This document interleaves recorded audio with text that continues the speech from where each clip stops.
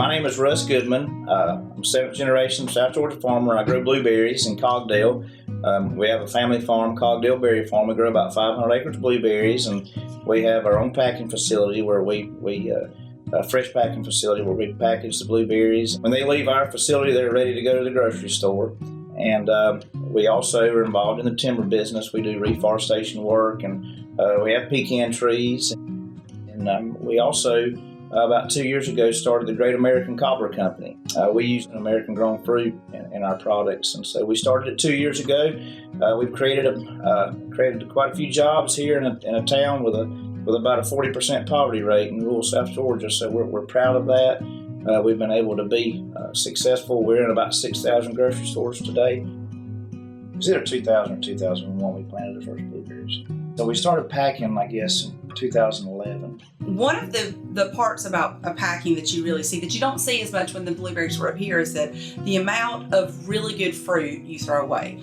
And we had made jellies, we had given them away, that we fed cows with them. We'd done everything, and we were trying to come up with something that we could do with these berries. And my mother makes really, really good blueberry cobbler. We decided, why don't we try to get into a business that we know nothing about, frozen foods. And AgSouth was really good about, we've got a really interesting idea. And we looked at everything, we looked at numbers, and they were like, John was like, yeah, we can try this. And here we are.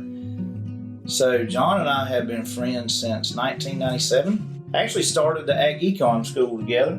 A year after we graduated, I came home and started planting trees, and you actually loaned us some money to buy some tree planting tractors. One thing led to another. They had a need, and we're planning to that point of doing blueberry expansion and whatnot. We were able to put a plan together to help them get started. So it was really a good story. Forget the money, but just the relationship part, helping people be successful, helping a farm transition from one generation to the next, or grow and change from one style to another commodity. And in the case of the Cobbler Company, take a value-added product, or take it what we were basically throwing away and using it to be an ingredient in something that you're now selling in grocery stores. It's important to have a lender that understands agriculture, that understands that things don't always work out the way you planned because Mother Nature's involved. That's right. And that's one thing that I always appreciate about AgSouth.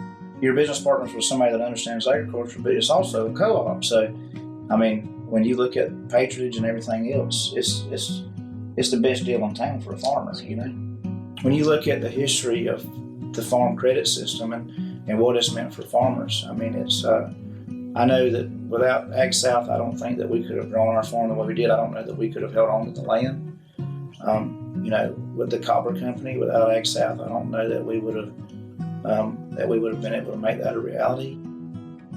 I've always been really passionate about the American farmer and supporting the American farmer and what that means in rural communities and what it means for our food security. That eventually led to me deciding to run for the state Senate. And I won, and I'm in my third year now. And this past session, I was appointed the chairman of the Agriculture Committee in the Georgia State Senate. You have so many people in leadership positions that are making laws, passing laws, implementing regulations, that they have no idea what we do and what it takes to get food on the shelf. I think that's why it's important that we do have, especially farmers and people in rural communities, that they stay engaged and they make sure that their voice is heard.